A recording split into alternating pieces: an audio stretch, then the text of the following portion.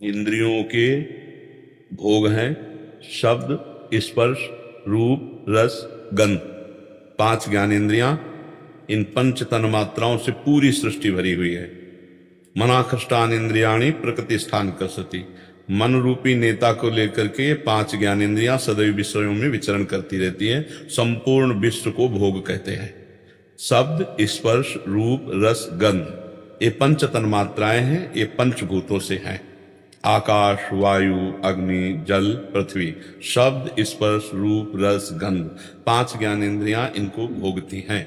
अब इनमें जो धर्मयुक्त भोग हैं वो भगवत प्राप्ति के सहयोगी हैं, और जो धर्म विरुद्ध भोग हैं उन्हें पापाचरण कहते हैं, और वो पापाचरण जीव की दुर्गति का कारण है। जैसे गृहस्थ धर्म में पाणी ग्रहण की हुई भार्या से सहवास धर्मयुक्त है, और वो भगवत स्वरूप काम है। भगवान ने विभूतियों में काम को अपना स्वरूप बताया जो धर्मयुक्त काम है। वही परिस्त्री गमन नरक का हेतु हो जाएगा, वही परपति रमण नरक का हेतु हो जाएगा। पति वंचक परपति रति करई, रौरव नरक कल्प सत परई। और अपने पति से रमण करने वो धर्म हो गया, लेकिन परपुरुष से रमण करने पर वही घोर नरक का हेतु बन गया।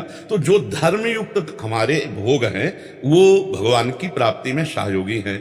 जैसे हम सुंदर सुंदर पकवान बनाए, ठाकुर को भोग लगाए, प्रसाद पाया, ये हमारा भगवत प्राप्ति के लिए हो गया। अब हम अशुद्ध अभक्ष पदार्थ बनाए अपनी रसेंद्री की तृप्ति, ये हमारे नरक के हेतु बन गए।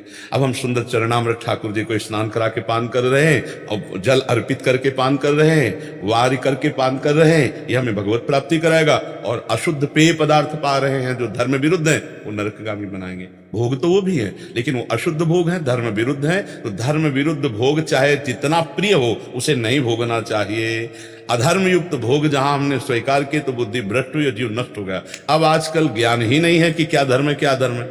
जो लिव इन रिलेशन में रह रहे हैं उनको धर्म का ज्ञान होगा, जो बॉयफ्रेंड गर्लफ्रेंड ब्रेकअप फिर बॉयफ्रेंड गर्ल, ये धर्म का ज्ञान होगा। व्यभिचार प्रवृत्तियां बढ़ रही, जो व्यसन कर रहे हैं, जो नाना प्रकार के छल कपट कर रहे हैं, ये सब अधर्म युक्त विषयों का सेवन करके दुर्गति को प्राप्त होते हैं। आप समझ पा रहे हो। और गृहस्था धर्म में क्या मर्यादा है, हमें लगता है कि भगवान सबके हृदय में बैठ करके शिक्षा देते हैं, ज्यादा जानने की जरूरत नहीं है। अपने को पता है। क्या कोई स्त्री जो भी धर्म से चल, क्या उसको पता नहीं कि मेरा धर्म क्या है?